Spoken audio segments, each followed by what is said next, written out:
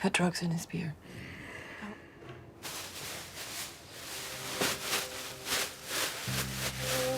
So what's our story? He gets found in his car in a remote area. No one to question the story. He's clearly a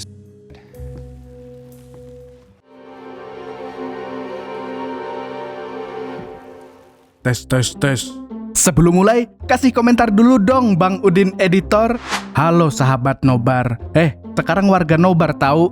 Bang, mau tanya dong, gimana caranya menimba air laut biar kering? Sungguh pertanyaan yang membuat orang-orang ingin mencium bibir pantai. Tolong buat Mas Reka Ahmad, sebelum Anda menimba air laut, mendingan Anda menimba ilmu terlebih dahulu. Oke. Lanjut ke pantun ya buat Bang Reka Ahmad, siapa ini? Pokoknya penonton nobar setia lah. Ada sungai, airnya dangkal. Cakep. Di sana tumbuh pohon kedondong. Cakep. Yang mau tanya nggak masuk akal, mari tulis di komentar dong. Halo warga nobar yang kalau reteng kiri, beloknya kanan. Sadar woi. Kiapa kabarnya berataan? Sehat-sehat selalu ya kalian semua. Kembali lagi bersama saya Mamang Tobi, sang pengangguran profesional, dan Yanto fotokopi sang pengeprint handal, yang kali ini akan membawakan film berjudul Hitman yang dirilis pada tahun 2024. Film baru lagi nih. Iya dong, film ini merupakan adaptasi dari kisah nyata yang pernah booming pada akhir tahun 2001 lewat sebuah artikel berjudul Hitman yang dirilis di Texas Monthly. Dalam ceritanya, kalian akan dibuat tercengang dengan seorang dosen yang menjadi pembunuh bayaran sebagai pekerjaan sampingannya. Penasaran? So, tanpa berlama-lama lagi, siapkan mata, telinga, dan anu-anuan kalian semua. Mari kita nobar, dan inilah Hitman.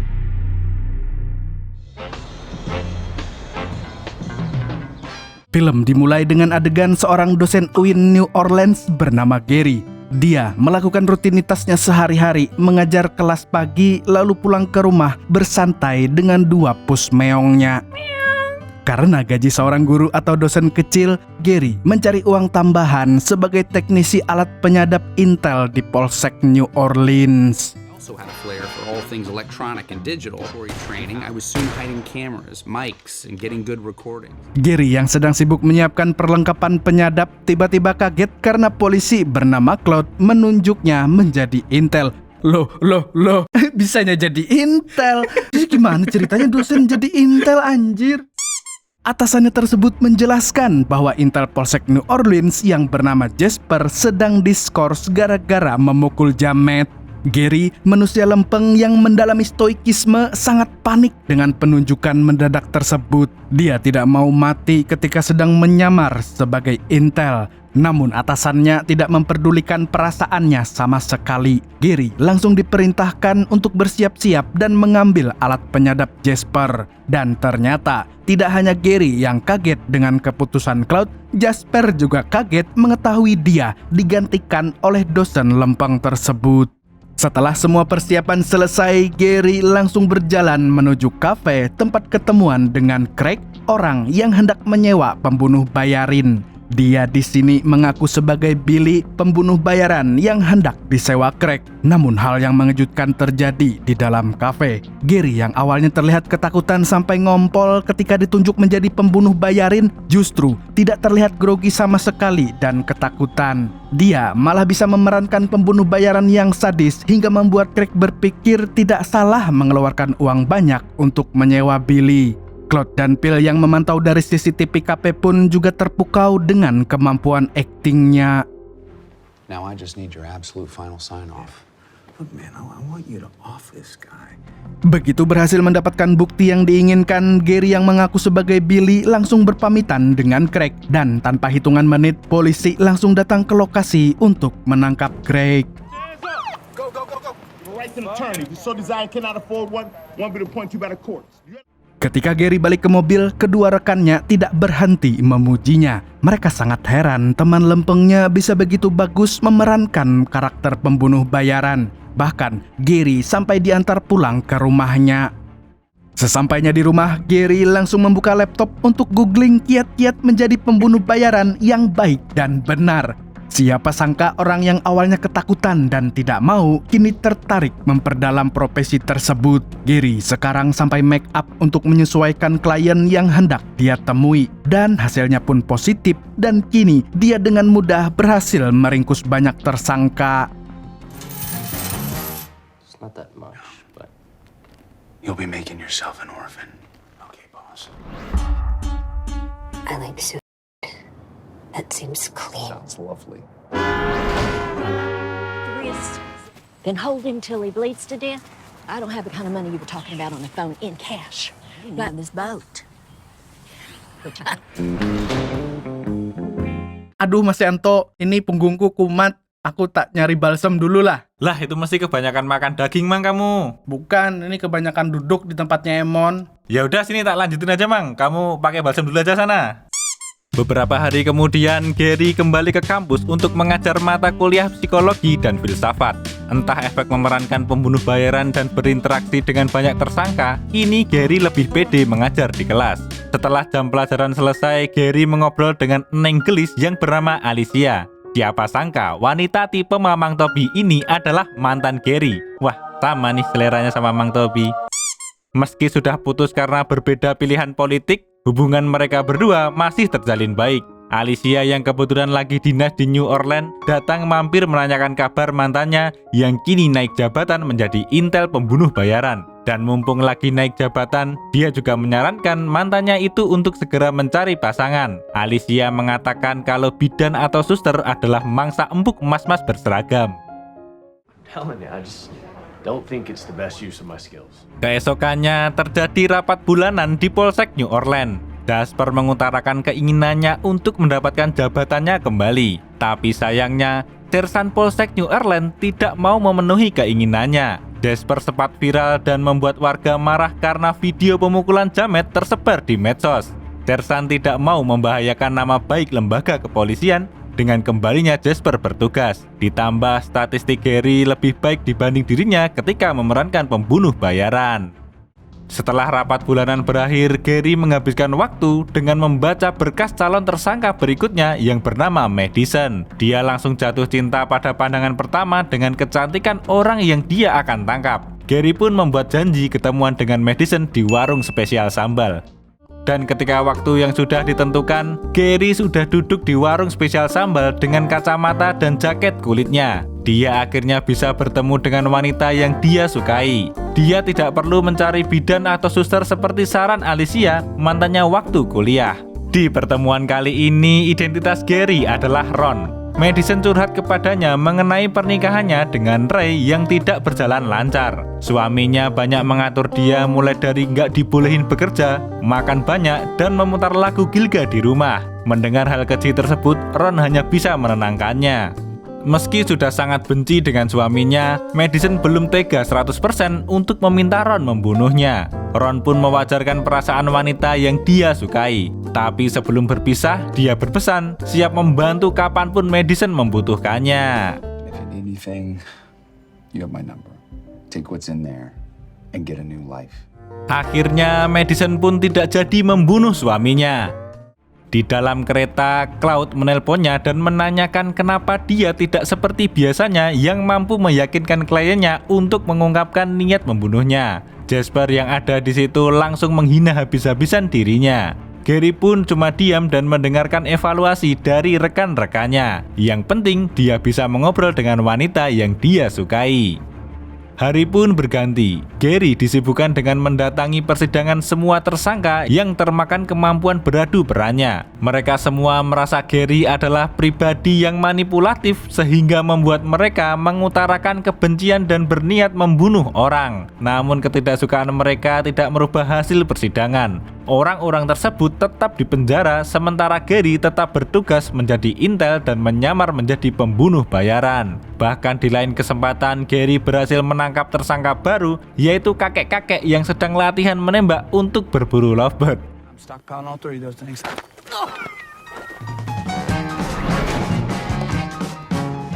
Ketika sedang bersantai membaca komik Shinchan di rumah, Gary mendapatkan pesan dari Madison. Wanita yang dia sukai itu mengajaknya ngedet ke acara komunitas pecinta anjing. Gary ragu untuk mengiyakan ajakan tersebut karena ia takut ketahuan atasannya. Ditambah, dia juga memiliki riwayat alergi anjing dan pernah digigit bulldog waktu SD. Tapi karena cinta, dia rela melanggar profesionalisme kerja dan bermain dengan anjing demi bertemu wanita yang dia cintai. Hari yang dinanti-nanti akhirnya datang juga. Mereka berdua bertemu di komunitas pecinta anjing dan bermain anjing bersama. Tampak raut wajah bahagia terpancar di kedua muka mereka. Mereka berdua kemudian lanjut ngebir di sebuah klub malam. Dan di tempat remang-remang itu kejutan besar terjadi. Madison mengungkapkan kalau dia menaruh perasaan kepada Gary. Sang pembunuh bayaran palsu itu pun kaget dan bahagia sekaligus mendengar hal tersebut. Dia langsung menghentikan kegiatan minum-minuman haram dan lanjut adu mekanik di rumah Madison. Mas Yanto, ada yang mau fotokopi, aku nggak bisa ngeprint. Ya, bentar Mang, tak kesana. Aduh, sakit pinggang masih Orang kok fotokopi terus. Semenjak hari itu, kehidupan Gary yang monoton berubah menjadi penuh warna. Dia sudah tidak jadi dosen kupu-kupu alias kuliah pulang yang setelah ngajar langsung pulang ke rumah hanya untuk baca komik dan ngasih makan kedua pos meongnya. Namun kali ini, seusai mengajar, dia pulang ke kediaman Madison dan kiu-kiu cukurukuk. Lah tahu sendirilah kalian ya. Track rekor positif Gary dalam memerankan pembunuh bayarin terus berlanjut. Dengan kemampuan beradu peran dan make up-nya, dia berhasil membuat bapak-bapak yang memergoki wanitanya selingkuh dengan atasannya mengungkapkan hasrat membunuhnya. Alhasil, lansia New Orleans itu pun ditangkap polisi. Di pengadilan, pengacara sang lansia mengungkapkan keberatan dengan penangkapan kliennya. Dia merasa kliennya hanya emosi sesaat mengetahui perselingkuhan istrinya, namun sama sekali tidak ada hasrat untuk membunuh. Justru karena Gary lah yang terus mendesak kliennya, maka kliennya berubah menjadi ingin membunuh wanitanya dan selingkuhannya. Tapi Gary menyangkal semua tanggapan sang pengacara. Dia mengatakan kalau semuanya terjadi secara natural. Dia sama sekali tidak mendesak tersangka untuk membunuh seseorang. Setelah capek dengan urusan kepolisian, Gary pulang ke rumah Madison dengan identitas Ron. Mengetahui mood sang kekasih sedang jelek, dia kemudian berinisiatif mengajak cowoknya mencari udara segar di luar. Mereka berdua kemudian menghabiskan waktu dengan latihan menembak dan dugem di klub malam Hotman Paris.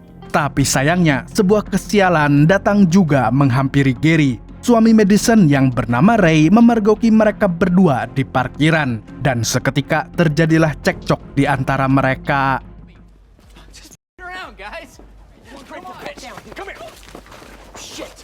Seketika Ray begitu ketakutan dan berhenti ngomel-ngomel. Gary dan Madison kemudian berjalan meninggalkannya. Di dalam mobil Maxim, Madison mengatakan kalau tindakan Gary barusan sangat keren. Belum pernah ada yang melindunginya sampai sebegitunya. Setelah perjalanan cukup lama, mobil Maxim mereka berhenti di sebuah warmindo. Mereka kemudian memesan semangkuk bubur kacang ijo untuk berdua. Momen romantis pun tak terhindar di tempat itu. Dunia serasa milik mereka berdua sementara saya ngontrak.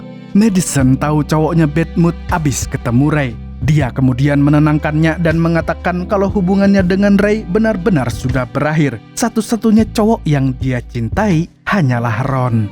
Baru senang sebentar, hal apes kembali menghampiri si Gary. Siapa sangka Jasper, rekan kerja yang dia rebut jabatannya, juga berada di tempat itu. Dia begitu panik mengetahui hal tersebut. Dan menyebalkannya lagi, Jasper mendatangi mejanya dan mengajak ngobrol Madison. Hari pun berganti. Gary kembali bertugas menyamar menjadi pembunuh bayaran. Dia begitu panik, Jasper melaporkan kejadian tadi malam ke Cloud. Namun anehnya rekannya tersebut diam saja. Dan setelah selesai memasang alat perekam suara, Gary langsung masuk ke kafe untuk bertemu calon tersangka. Di dalam kafe, dia duduk membelakangi tersangka. Dan setelah ngobrol ngalur ngidul untuk mencari motif pembunuhan dan memancing tersangka mengungkapkan niat membunuhnya, dia merasa mengenal orang tersebut. Dan benar saja dugaannya, orang yang berniat menyewa pembunuh bayaran untuk membunuh istri dan pacar barunya adalah Ray, mantan suami Madison. Mengetahui nyawa wanitanya terancam, Gary pun langsung... Maybe I'll throw in the boyfriend for free. Claude heran kenapa bawahannya gagal menjalankan misi hingga membuat calon tersangka panik dan kabur. Gary mengatakan kalau dia juga tidak tahu penyebabnya. Dan ketika hendak pulang, Jasper tiba-tiba masuk ke dalam mobilnya menanyakan hal yang sama. Beruntung rekannya tidak mengetahui penyebab calon tersangka tadi kabur dan fakta bahwa dia adalah mantan suami wanita yang diajak Gary dinner di Warmindo. Gary pun langsung tancap gas sekencang-kencangnya ke rumah Madison. Dan sesampainya di sana, dia mengutarakan rencana jahat Ray dan mengajak wanitanya kabur keluar kota. Tapi respon Madison justru sangat tenang. Dia mengatakan kalau mantan suaminya tidak akan berani ngapa-ngapain karena sudah tahu profesi pacar barunya adalah pembunuh bayaran profesional. Gary kemudian menjalani rutinitasnya seperti hari-hari biasanya. Dia mengajar kelas filsafat dan psikologi di pagi hari, lalu pergi ke polsek ketika siang hari. Siang ini, Sersan mengadakan rapat dadakan membahas kasus Madison, calon tersangka yang tidak berhasil ditangkap Gary ketika menjadi Ron.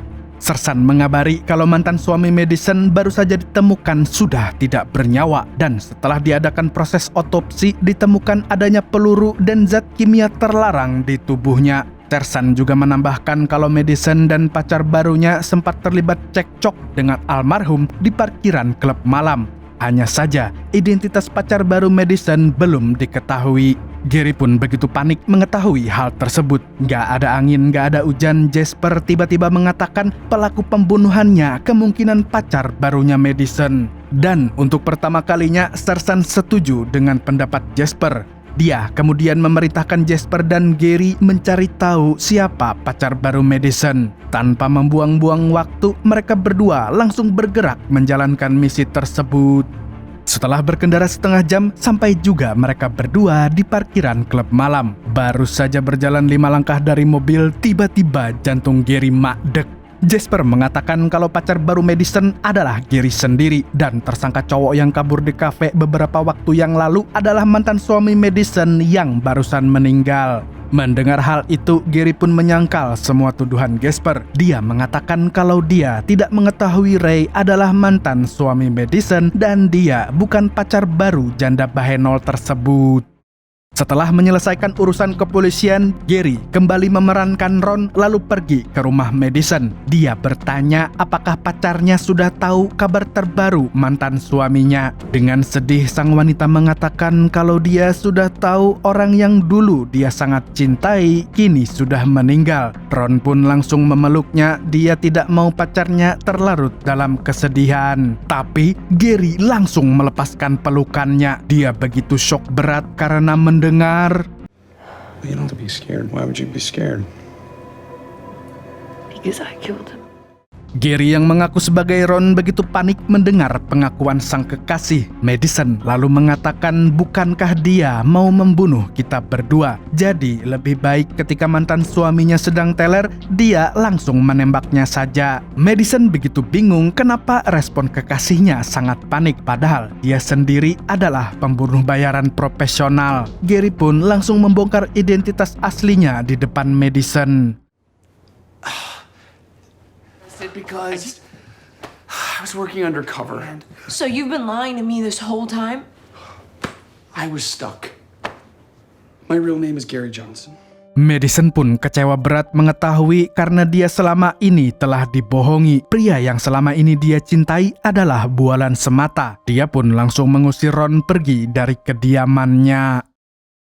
Gary kemudian kembali ke Polsek New Orleans karena rapat mendadak lagi. Dan lagi-lagi jantung Gary seperti mau dicabut. Dia begitu kaget mengetahui Madison, wanita yang dia cintai, sudah ditetapkan sebagai tersangka utama pembunuhan Ray. Di saat Gary masih terguncang menerima semua cobaan secara bersamaan, Jasper langsung menyudutkannya dengan mengatakan kalau dia pernah bertemu dengan Madison di Warmindo. Namun dengan santai dia menjawab kalau awalnya dia bertemu secara tidak sengaja ketika berbelanja di Indomaret. Lalu Madison berterima kasih atas nasihat Ron ketika perjumpaannya di spesial sambal. Gary juga menambahkan kalau Jasper juga ada di Warmindo dan ikut mengobrol dengan wanita tersebut. Jasper begitu kaget dengan kepiawaian Gary dalam menjawab. Dia tidak menyangka rekannya yang dulu seorang teknisi dan lempeng-lempeng aja kini bisa pandai berbohong, bahkan sanggup berbalik menyerangnya. Tapi usaha Jasper untuk menyudutkannya tidak berhenti di situ saja. Dia kemudian memberikan usul agar Gary kembali menyamar menjadi Ron dan melakukan pertemuan dengan Madison. Sersan pun setuju dengan ide brilian Jasper. Dia merasa kalau itu adalah satu-satunya cara untuk mengetahui siapa dalang di balik meninggalnya Ray. Seluruh tim kemudian langsung bergerak melakukan persiapan. Gary ditemani Jasper berkendara menuju kediaman Madison terlebih dahulu. Setelah semua tim sampai dan seluruh perlengkapan penyadap terpasang, Gary bergerak menuju pintu rumah Madison. Dan hal yang membagongkan pun terjadi. Gary yang mengetahui polsek hanya mampu mendengar dan merekam suara di operasi kali ini, dengan cerdasnya dia melakukan hal berikut. What? Look, people know I handle shit around. We gotta talk. There's a bunch of shit coming down the week for the death of your husband. They're thinking one of us did. I didn't kill him. Wait. Who's accusing Okay, then me? who did? What the hell happened? He got shot buying drugs. Guy was an addict. Wow, brilian sekali aksi Gary teman-teman. Dia tetap melakukan proses interogasi sesuai arahan atasan, sambil diam-diam membriefing jawaban wanitanya agar dia tidak ditetapkan sebagai pelaku pembunuhan dari Ray. Madison begitu kagum dengan aksi Gary. Seketika, perasaan kecewanya langsung sirna menjadi cinta begitu melihat usaha sang kekasih melindunginya. Mereka berdua kemudian menyelesaikan proses interogasi dengan begitu baik, dan aksi mereka berdua membuahkan hasil yang positif. Pihak kepolisian tidak jadi curiga dan tidak jadi menetapkan Madison sebagai pelaku pembunuhan Ray. You gave her plenty of rope to hang herself. What'd you think? Damn it, I thought it was her. Yeah, me too. What about you, Jasper?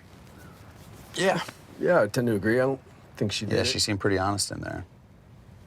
Malam harinya, Gary mengendarai mobilnya berkeliling kota. Dia tidak bisa menghilangkan Madison dari kepalanya. Tapi di sisi lain, dia masih ingat betul wanita yang dia cintai kecewa berat dengannya karena sudah dibohongi selama ini. Karena kepikiran terus, akhirnya Gary menyerah dengan perasaannya dan mendatangi rumah Madison. Tapi ketika dia membuka pintu, dia kaget melihat ada sosok orang yang seharusnya tidak ada di tempat itu. Oh my!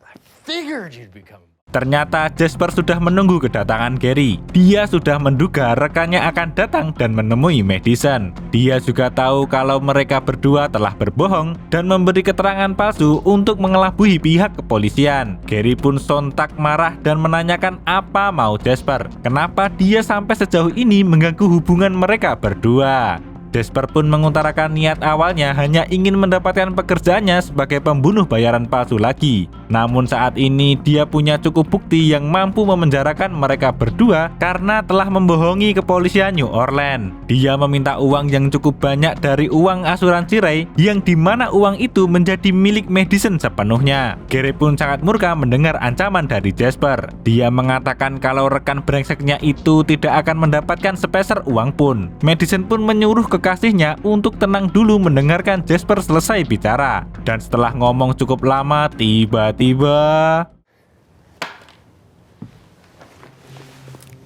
And ironically, that this happy ending. Okay, so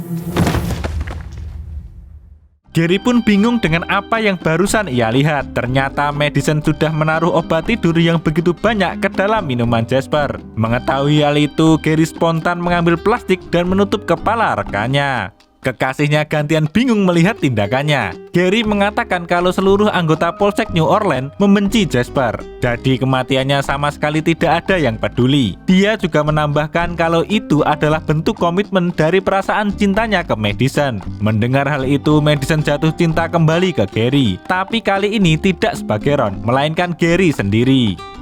Beberapa tahun pun berlalu. Gary diperlihatkan mengajar di kelas psikologi dan filsafat di UIN New Orleans. Kali ini kelasnya penuh banget dengan mahasiswa. Sangat berbeda dengan keadaan kelasnya yang sepi di awal film. Seluruh mahasiswa juga nampak fokus memperhatikannya mengajar. Setelah selesai mengajar, Gary dan Madison menjemput anaknya di TK Aba Karangasem. Hubungan mereka berdua pun terlihat semakin romantis. Kini Gary dan Madison sudah hidup bahagia dengan keluarga kecilnya. Lalu film pun tamat dengan sangat bahagia. Dari film ini kita mampu belajar bagaimana perjuangan mendapatkan orang yang kita cintai. Gary sampai rela mempertaruhkan pekerjaan dan terancam masuk penjara demi melindungi wanita yang ia cintai. Untuk poin dia memberi keterangan palsu ke kepolisian, jangan kita tiru ya guys. Tapi kalau cinta, effort kita untuk orang tersayang ya harus totalitas, seperti effort Mas Gary ke Mbak Madison. Segitu dulu untuk hari ini. Saya Yanto Fotokopi dan Mamang Tobi di sini mewakili orang-orang yang tidak kebagian daging kurban mengucapkan sampai jumpa di video selanjutnya. Assalamualaikum warahmatullahi wabarakatuh. Wah, ini penulis baru nih, Mas Agus. Ini tulisannya nggak jelas ya, Mang ya? Mas Agus, penulis baru, nonton cuma nonton, tapi esensi ceritanya nggak dapet ini. Tadi tuh filmnya emang tentang apa sih, Mang, harusnya ini tuh? Jadi di New Orleans itu kan banyak kasus kejadian kalau ada, jadi orang gampang banget loh membunuh orang, tapi dengan menyewa pembunuh bayaran. Kalau mereka bunuh sendiri kan gampang ketangkep. Nah, di sana mereka bakal nyewa pembunuh bayaran. Nah, itu karena polisi itu udah ngerti kalau pembunuh itu pasti orang terdekat. Nah, mereka menghilangkan jejak dengan menyewa seorang pembunuh bayaran. Oh, begitu tuh. Dan itu biasanya tuh yang nyewa itu semacam bos yang pengen bunuh karyawannya biar nggak bayar gaji. Terus ada juga karyawan yang merasa diperbudak bosnya, pengen bunuh bosnya. Ada juga pasangan yang tahu kalau suaminya selingkuh, terus dia nyewa pembunuh bayaran. Nah, Gary ini orang yang sering disewa. Bukan disewa sih, jadi kayak dia nyamar kan buat kepolisian tahu nih siapa sih pembunuh sebenarnya. Makanya Gary yang turun. Tapi cerita aslinya juga begitu. Tapi kalau kita nyewa pembunuh bayaran buat bunuh koruptor gitu bisa nggak, Mang? Bisa, harusnya begitulah. Andai di Konoha ada jasa seperti itu, kan kita tidak perlu repot-repot demo berjilid-jilid, Mas. Iya, langsung sewa aja ya, Om ya? Iya, langsung sewa. Tapi hati-hati, kalau ternyata dia intel kayak Gary, kita ketangkep, Mas. Malah kita yang jadi tersangka. Ya udah gitu aja lah, Mang. Aku tak jaga fotokopian dulu. Loh, aku yang render ini. Iya, aku nggak bisa soalnya.